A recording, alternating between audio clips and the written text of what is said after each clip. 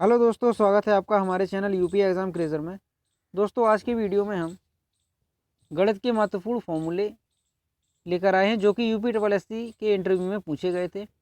और हमने इस वीडियो में उन प्रश्नों को भी शामिल किया है जो कि इंटरव्यू में पूछे गए थे। आपको बता दें कि अभी जो जूनियर असिस्टेंट का इंटरव्यू हुआ था, तो उसमें किस तरह से क्वेश्चन पूछे गए थे गणित के टॉपिक से, तो वो सब आज हम इस वीडियो में जानेंगे।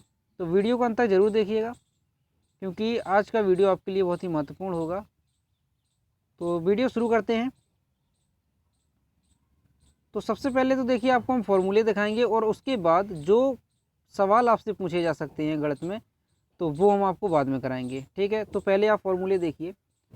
तो पहला फॉर्मूला है सिंपल इंटरेस्ट एसआई, यानी साधारण ब्याज का। तो साधारण ब्याज का होता है सिंपल इंटरेस्ट बराबर PRT/100। तो यहाँ पर P जो है वो है प्रिंसिपल यानी मूलधन, और R जो है ये दर है, रेट है, और T जो है वो टाइम है। ठीक है, तो अगर आपसे पूछें कि साधारण ब्याज का फॉर्मूला, तो आप बता देंगे PRT/100, या आप ऐसे कह सकते हैं कि principal into rate into time divided by 100। ठीक है, अगला फार्मूला देखते हैं। ये है फार्मूला ऑफ कंपाउंड इंटरेस्ट। तो CI यानी चक्रवृद्धि ब्याज का फॉर्मूला। तो ये होता है CI बराबर P 1+R/100 की पावर n माइनस P, जहाँ P जो है वो प्रिंसिपल है और R जो है वो रेट यानी दर है, और T यहाँ पर टाइम यानी समय है। ठीक है, तो ये आपका चक्रवृद्धि ब्याज का फॉर्मूला हो जाएगा। अगला फॉर्मूला देखते हैं। ये देखिए, ज्यामिति के फॉर्मूले हैं जो कि मोस्ट इम्पोर्टेंट होते हैं, इससे भी क्वेश्चन पूछ लिए जाते हैं। तो यहाँ पर आयत का देखेंगे सबसे पहले। तो आयत का क्षेत्रफल होता है लंबाई इंटू चौड़ाई, और आयत से होता है एक क्षेत्रफल, जो सूत्र है वो परिमाप का, तो 2 लंबाई प्लस चौड़ाई, और विकर्ण होता है अंडर रूट में लंबाई का स्क्वायर प्लस चौड़ाई का स्क्वायर। तो ये तीन फॉर्मूले आयत से पूछे जाते हैं या पूछे जा सकते हैं। तो तीन फॉर्मूले बनते हैं आयत से। ठीक है, अब वर्ग से देखेंगे तो जो स्क्वायर होता है उससे तीन फॉर्मूले इससे भी बनते हैं। क्षेत्रफल होता है भुजा स्क्वायर इसका, और परिमाप होता है 4 इंटू भुजा, और विकर्ण होता है इसका भुजा √2। तो ये आयत और वर्ग से फॉर्मूले बने, तो आपने याद करिएगा। और देखिए, वृत्त, वृत्त से क्या फॉर्मूला पूछा जा सकता है। क्षेत्रफल होता है वृत्त का πr², और परिधि होती है इसकी 2πr। तो ये वृत्त से फॉर्मूले होते हैं। घन से आयतन होता है घन का भुजा Q, और इसका वक्र पृष्ठ होता है 6 भुजा स्क्वायर, और इसका जो विकर्ण होता है वो होता है भुजा √3। ठीक है, तो ये घन से और वृत्त से फॉर्मूले बनते हैं। आगे देखते हैं। अब आगे जो है घनाभ का, तो घनाभ से फॉर्मूला बनता है आयतन होता है इसकी लंबाई इंटू चौड़ाई इंटू ऊंचाई, और वक्र पृष्ठ इसका होता है 2LB/BH LB plus BH plus HL। यहाँ पर जो L है वो है लंबाई, और यहाँ पर जो B है वो है चौड़ाई, और जो H है वो है यहाँ पर ऊंचाई। ठीक है, तो इसका वक्र पृष्ठ का फॉर्मूला बनता है 2LB plus BH plus HL। अगला जो फॉर्मूला इससे बनता है वो विकर्ण होता है इसका, तो होता है अंडर रूट लंबाई का स्क्वायर प्लस चौड़ाई का स्क्वायर प्लस ऊंचाई का स्क्वायर। ठीक है, अब बेलन का देखिए। तो बेलन से फॉर्मूले बनते हैं वक्र पृष्ठ। बेलन का वक्र पृष्ठ होता है 2πRH। यहाँ पर H जो है वो ऊंचाई है, और संपूर्ण पृष्ठ इसका होता है 2πRH प्लस R। R यहाँ पर त्रिज्या है, और आयतन होता है πr²H। तो ये बेलन से फॉर्मूले बनते हैं। गोला से कौन से फॉर्मूले बनते हैं वो देखिए। तो गोला का वक्र पृष्ठ होता है 3πr², और जो आयतन होता है गोले का वो होता है 4/3πr³। तो ये गोला से इंपॉर्टेंट फॉर्मूले थे। शंकु से कौन कौन से फॉर्मूले बनते हैं देखिए। आयतन होता है 1/3πr²H, क्षेत्रफल होता है πrL, और संपूर्ण वक्र पृष्ठ होता है πrL प्लस R।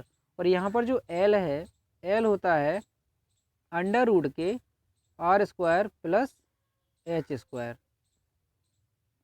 यहाँ पर ये L होता है, L का मान होगा अंडर रूट में R² प्लस के H²। ठीक है, तो ये शंकु से थे। आगे देखते हैं त्रिभुज। त्रिभुज से कौन कौन से फॉर्मूले बन सकते हैं। तो समबाहु त्रिभुज देखिए पहले। समबाहु त्रिभुज होता है इसकी सभी भुजाएं बराबर होती हैं। ये समबाहु त्रिभुज मान लो, इसकी सभी भुजाएं जो है ये आपस में बराबर हैं। क्षेत्रफल इसका होता है √3/4 इंटू भुजा स्क्वायर समबाहु त्रिभुज का। ठीक है, अगला होता है समद्विबाहु त्रिभुज। तो समद्विबाहु त्रिभुज का मतलब है द्विबाहु, यहाँ पर सामने ही पता चल रहा है दो भुजाएं इसकी बराबर होंगी। ठीक है, तो इसका क्षेत्रफल होगा 1/2 इंटू आधार इंटू ऊंचाई। विषमबाहु त्रिभुज में क्या होता है, सभी भुजाएं असमान होती हैं। तो विषमबाहु त्रिभुज की परिमिति का मतलब होता है यहाँ पर एस, जो एस होती है उसका मतलब होता है परिमिति, और ये किसके मान के बराबर होता है, सभी भुजाओं का योग, उसे आधा कर दीजिए, फिर सभी भुजाओं का योग बटे 2, ये होता है परिमिति यानी एस। ठीक है, a + b + c बटे 2। और यहाँ पर इसका फॉर्मूला क्षेत्रफल का क्या बनेगा विषमबाहु त्रिभुज का, तो ये बनेगा √s s - a s - b s - c, और s हमने अभी आपको बताया a + b + c बटे 2। ठीक है, तो ये विषमबाहु त्रिभुज का क्षेत्रफल है। अब अगर आपसे विषमबाहु पूछें तो आप ये बताइएगा, समद्विबाहु पूछें तो आप ये बता दीजिएगा, और जो ऊपर बताया था हमने समचतुर्भुज, वो कौन सा था यहाँ पे, समबाहु त्रिभुज, तो फिर आपको ये बता देना है। ठीक है, आगे देखते हैं फॉर्मूले। चतुर्भुज का देखिए, तो चतुर्भुज में क्या है, समचतुर्भुज पहले। तो समचतुर्भुज का मतलब है सभी भुजाएं बराबर होंगी और एक दूसरे के समांतर होंगे। ठीक, तो इसका क्षेत्रफल बनेगा 1/2 d1 इंटू d2। d1 से मतलब होता है विकर्ण, तो 1/2 विकर्ण 1 जो विकर्ण पहला है इंटू विकर्ण दूसरा, जो दो विकर्ण होते हैं, तो d1 इंटू d2 आप उसे कह सकते हैं। दूसरा होता है समलंब चतुर्भुज। तो समलंब चतुर्भुज में क्या होता है, आमने सामने की कोई दो भुजाएं समांतर होती हैं, और इसका क्षेत्रफल का फॉर्मूला होता है 1/2 समांतर भुजाओं का योग इंटू ऊंचाई। ठीक है, अगला देखते हैं समांतर चतुर्भुज। तो समांतर चतुर्भुज में क्या है, कोई भी दो भुजा बराबर होती हैं इसमें, और जो समलंब था उसमें आमने सामने की कोई भी दो भुजाएं बराबर होती हैं। ठीक, लेकिन समांतर में क्या है, कोई भी दो भुजाएं बराबर होंगी, तो इसका क्षेत्रफल होता है आधार इंटू ऊंचाई। आगे देखते हैं, ये देखिए अलजेब्रा से हैं, और अलजेब्रा से अधिकतर क्वेश्चन पूछ लिए जाते हैं फॉर्मूले से, क्योंकि इसमें ही अधिकतर फॉर्मूले होते हैं पूछने लायक। तो इसमें कौन कौन से पूछे जा सकते हैं, हमने बेसिक भी इसमें फॉर्मूले रखे हैं। तो a² - b² सभी को पता होता है, a - b a + b, a + b का whole square a² + 2ab + b², a² + b², ये पूछा जा सकता है थोड़ा। तो ये होगा a - b का होल स्क्वायर प्लस के 2ab। जब आप इसे a - b का होल स्क्वायर खोलेंगे तो यहाँ पर माइनस में 2ab आएगा, और वो -2ab से ये प्लस का 2ab कैंसिल हो जाएगा, तो बच जाएगा a² + b²। तो इसका a² + b² का फॉर्मूला आप बता देंगे यहाँ पर, a - b का होल स्क्वायर प्लस के 2ab। अगला फॉर्मूला है a - b का होल स्क्वायर। तो ये सभी को पता होता है, a² - के 2ab प्लस के b²। ये फॉर्मूला इंपॉर्टेंट है, a + b + c का होल स्क्वायर। तो ये बनेगा आपका a² + b² + c² + 2ab + 2ac + 2bc। ठीक है, a + b + c का होल स्क्वायर फॉर्मूला बनता है a² + b² + c² + 2ab + 2ac + 2bc। अगला फॉर्मूला है a - b - c का होल स्क्वायर। तो ये बनेगा आपका a² + b² + c² - के 2ab के 2ac + के 2bc। अब देखिए यहाँ पर प्लस के 2bc क्यों हो गया, क्योंकि यहाँ पर b माइनस में था और c भी माइनस में था, तो माइनस माइनस प्लस हो गया, इसलिए यहाँ पर प्लस हो गया 2bc का। अगला फॉर्मूला है a + b का होल क्यूब। तो ये भी पता होता है सभी को, a³ + b³ + 3ab। देखिए यहाँ पर क्या किया, इसका फॉर्मूला क्या होता है, ये आप यहाँ पर देखिए नीचे a³ + b³ + 3ab, और कोष्टक में होता है a + b। तो यहाँ पर ऊपर वाले फॉर्मूले में क्या किया, ये 3ab अंदर कर दिया, ये जो कोष्टक था इसे तोड़ दिया, तो ये फॉर्मूला यहाँ पर बन गया a³ + 3a² b + 3ab² + b³। ठीक है, लेकिन अगर आपसे वो पूछें a + b का होल क्यूब, तो आप ये वाला बता दीजिएगा। ठीक है, a³ + b³ + 3ab और कोष्टक में a + b। अगला फॉर्मूला है a - b का होल क्यूब।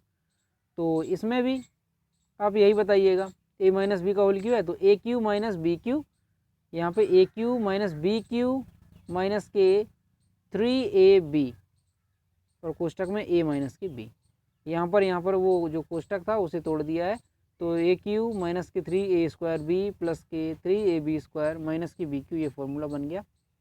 ठीक है, अगला जो फॉर्मूला है वो है ए क्यू माइनस बी क्यू का। तो इसे आप देखिए ए माइनस बी और दूसरे कोष्टक में होगा क्या, ए स्क्वायर प्लस के ए बी प्लस के बी स्क्वायर। और ए क्यू प्लस बी क्यू का फॉर्मूला होता है ए प्लस बी ए स्क्वायर माइनस के ए बी प्लस के बी स्क्वायर। ठीक, आपको देखिए ऐसे याद रखना है कि ए क्यू माइनस बी क्यू है तो यहाँ पर पहले वाले कोष्टक में ए माइनस बी रहेगा, और ए क्यू प्लस बी क्यू था तो यहाँ पर ए प्लस बी रहेगा। ठीक है, अब अंदर क्या होगा, जो ए क्यू माइनस बी क्यू था तो उसमें प्लस का ए बी, और जो ए क्यू प्लस बी क्यू है तो इसमें माइनस का ए बी। ठीक है, तो ये फॉर्मूला आप याद कर लीजिएगा। ए प्लस बी का होल क्यू, ए प्लस बी का होल क्यू, ए क्यू ये हमने अभी आपको बता दिया है, ए माइनस बी का ये भी हमने आपको बताया। ठीक है, अब देखिए ए प्लस बी का होल पावर 4, तो इसका क्या बनेगा, ए की power 4 plus 4 a cube b plus 6 a square b square plus 4 a b cube plus b की पावर 4। ठीक है, तो इसका ये फॉर्मूला बनेगा। तो आपको ये ज़्यादा इम्पोर्टेंट नहीं है ये दोनों, क्योंकि ये नहीं पूछेंगे आपसे, यही ऊपर तक के ये फॉर्मूले पूछे जा सकते हैं, आप उन्हें अच्छे से याद कर लीजिएगा। और आगे कौन सा फॉर्मूला है, देखिए ए की पावर 4 माइनस बी की पावर 4, ये पूछा जा सकता है, तो आप इसे बता देना ए माइनस बी, क्योंकि ए की पावर 4 माइनस बी की पावर 4 जब आप इसे तोड़ेंगे तो ये क्या बनेगा, ए स्क्वायर माइनस बी स्क्वायर, और दूसरे कोष्टक में ए स्क्वायर प्लस बी स्क्वायर। ठीक है, ए स्क्वायर माइनस बी स्क्वायर वाला यहाँ पे फॉर्मूला टूटेगा, तो ए स्क्वायर माइनस बी स्क्वायर बनेगा पहले, तो ए स्क्वायर माइनस के बी स्क्वायर, और दूसरे कोष्टक में क्या बन जाएगा, ए स्क्वायर प्लस बी स्क्वायर। फिर a square minus b square को जब हम तोड़ देंगे तो यहाँ पर हो जाएगा ए माइनस बी और ए प्लस बी, और आगे जो ए स्क्वायर प्लस बी स्क्वायर वाला था वो वही रहेगा, तो बस यहाँ पर देखिए वही है। ठीक है, तो ये इंपॉर्टेंट है। अब देखिए क्वेश्चन किस तरह से पूछे जा सकते हैं, ये सारे फॉर्मूले हमने आपको बता दिए, एलजेब्रा के भी बताए, और ज्यामिति, मेंसुरेशन, और जो एसआई सीआई से फॉर्मूले पूछे जाते हैं वो हमने आपको सब बताए। अब देखिए आपसे क्वेश्चन किस तरह से पूछा जाएगा। सबसे पहली बात तो ये देखिए कि जो भी आपसे क्वेश्चन पूछा जाएगा वो ज़्यादा आपसे टफ क्वेश्चन नहीं पूछा जाएगा, ना ही कोई कैलकुलेशन वाला क्वेश्चन आपसे पूछा जाएगा। आपसे नॉर्मल सा क्वेश्चन पूछा जाएगा जिसमें कैलकुलेशन कम होगी, क्योंकि वहाँ पर पेन और पेपर तो रहता नहीं है। ठीक है, अब देखिए हमसे ये क्वेश्चन पूछा गया था, किसी वस्तु की कीमत 300 रुपये है और उसे खरीदने पर 10% की छूट दी जाती है, एवं छूट पर 10% टैक्स देना पड़ता है, तो उस वस्तु को खरीदने पर कितने रुपए अदा करने होंगे। ठीक है, सबसे पहले आप क्वेश्चन को समझिए, किसी वस्तु की कीमत 300 रुपये है, उस पर फिर 10% की छूट दी जाती है। ठीक, और उसके बाद जो छूट दी जाती है उस छूट पर 10% का टैक्स देना पड़ता है। ठीक, तब कुल मिलाकर आपको कितने रुपए देने होंगे। देखिए ये ओरली होगा, क्योंकि 300 रुपये था वस्तु की कीमत और 10% की छूट, तो यहाँ से आप तुरंत कर लेंगे कि 30 रुपये यहाँ पर छूट हो जाएगी। ठीक है, 30 रुपये छूट हो जाएगी, और रुपए वहाँ पर कितने बचेंगे, 270। अब क्या कहा आगे, छूट पर 10% टैक्स, तो आपकी जो छूट 30 रुपये थी इस पर आपको 10% टैक्स देना है, तो 30 का 10% कितना होगा, 3 रुपये। तो बस आपको 3 इसमें ऐड कर देनी है, प्लस के 3, यानी कि 273 रुपये आपको अदा करने होंगे। ठीक है, तो इस तरह का क्वेश्चन ये पूछा गया था हमसे। तो ऐसे ही क्वेश्चन आपसे पूछेंगे तो वो इसी तरह से पूछेंगे, नॉर्मल क्वेश्चन। और देखिए इम्पोर्टेंट क्वेश्चन हमने रखे हैं यहाँ पे, रुपये 1000 की धनराशि पर 20% अर्धवार्षिक ब्याज की दर से 1 वर्ष का चक्रवृद्धि ब्याज कितना होगा।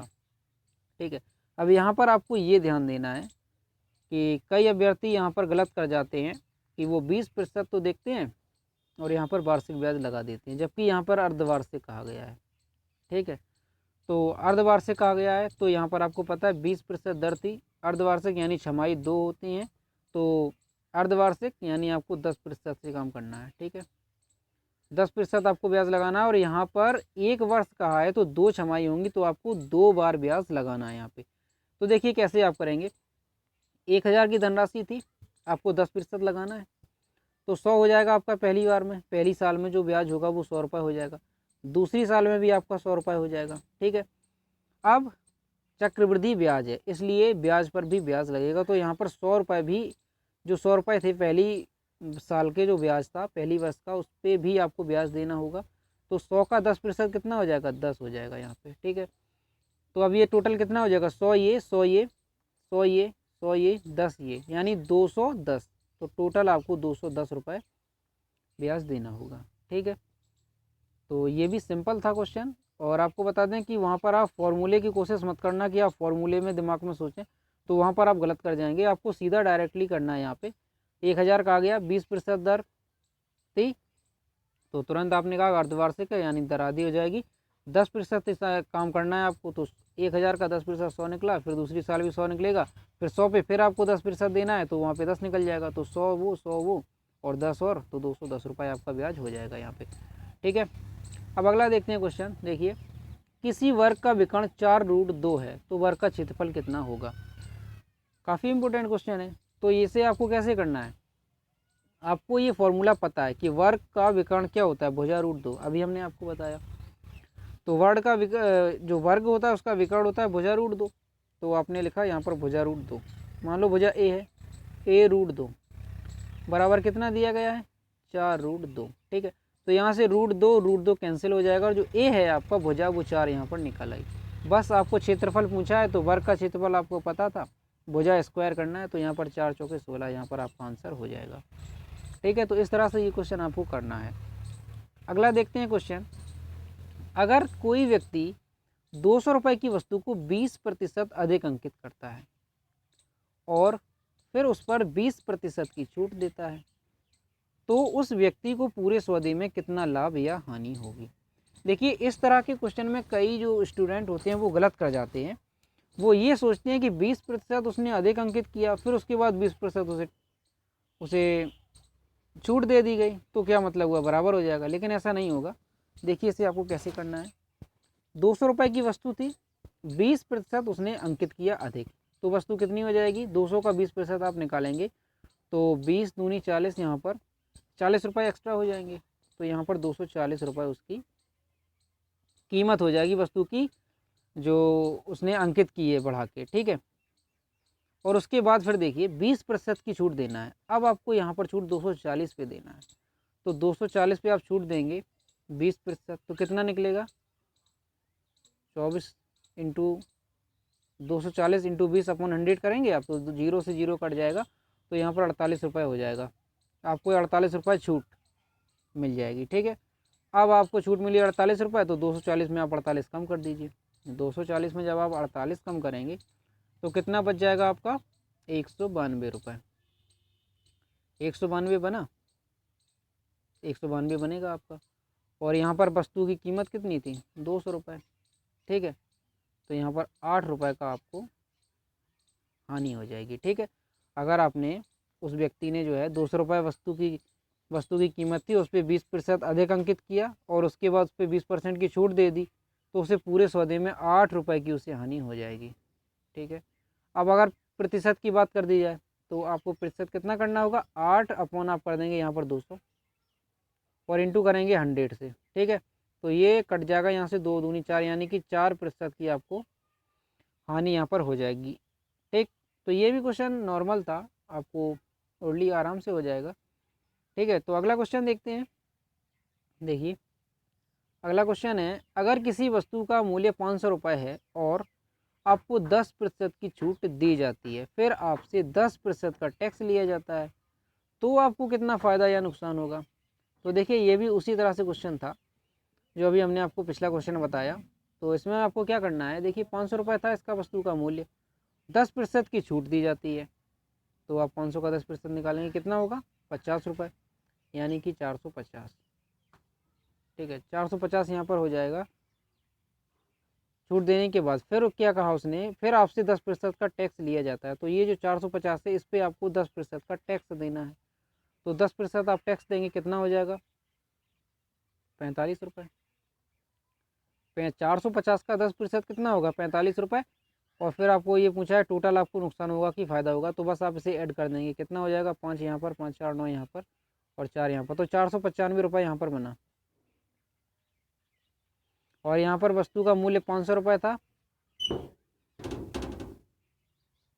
495 आपका यहाँ पर बन गया था। ये नहीं क्वेश्चन था, ये वाला क्वेश्चन था। तो यहाँ पर 495 आपका बना था, ठीक है। तो अब वस्तु का मूल्य था 500 रुपये और टोटल आपको 495 यानी 5 रुपये का आपको जो है नुकसान हो जाएगा, ठीक। क्योंकि इसमें क्या पूछा था, अगर किसी वस्तु का मूल्य 500 रुपये है और आपको 10% की छूट दी जाती है और फिर आपसे 10% का टैक्स लिया जाता है तो आपको फ़ायदा या नुकसान। 5 रुपये का आपको फ़ायदा होगा, नुकसान नहीं होगा यहाँ पर, ठीक है, क्योंकि आप उस चीज़ को खरीद रहे हैं इसलिए। तो 5 रुपये का आपको फ़ायदा हुआ। अब इसमें अगर वो आपसे प्रतिशत पूछ ली जाए कि आपको कितने प्रतिशत का फ़ायदा होगा, तो 5 अपन आप करेंगे यहाँ पर 500 और इंटू यहाँ पर कर देंगे 100, ठीक। तो 100 दो जीरो से यहाँ पे 2 जीरो चला जाएगा, 5 से यहाँ 5 चला जाएगा, तो 1% का आपको यहाँ पर फ़ायदा हो जाएगा। तो दोस्तों यही थे क्वेश्चन सारे जो आज हमने इस वीडियो में कवर किए। तो इस तरह से आपसे क्वेश्चन पूछे जाएंगे और हमने आपको पहले ही बताया था कि जो क्वेश्चन मैथ से पूछे जाएंगे वो आपसे कोई ज़्यादा कैलकुलेशन वाले नहीं पूछे जाएंगे, क्योंकि वहाँ पर आपको ना पेन दिया जाएगा ना आपको पेपर दिया जाएगा, ठीक है। जो भी आपको करना होगा वो ओरली करना होगा, इसलिए आपसे नॉर्मल क्वेश्चन पूछे जाएंगे। और जो फॉर्मूले से क्वेश्चन पूछे जा सकते हैं वो सारे के सारे हमने आज इसमें फॉर्मूले आपको कवर कराए। तो आप फॉर्मूले अच्छी तरीके से याद कर लीजिए और जिस टाइप के हमने आपको क्वेश्चन बताए हैं इस टाइप के क्वेश्चन और भी आप देख लीजिए, जिससे आपके ये सारे कॉन्सेप्ट क्लियर हो जाए। तो दोस्तों वीडियो पसंद आया हो तो इसे लाइक कीजिए, शेयर कीजिए और अगर चैनल पर नए हो तो सब्सक्राइब जरूर कीजिए, क्योंकि लगातार स्टेनोग्राफर के इंटरव्यू से संबंधित हम वीडियोज़ ला रहे हैं और इसी तरह से लाते रहेंगे, ठीक है दोस्तों। मिलते हैं नेक्स्ट वीडियो में, तब तक के लिए थैंक यू।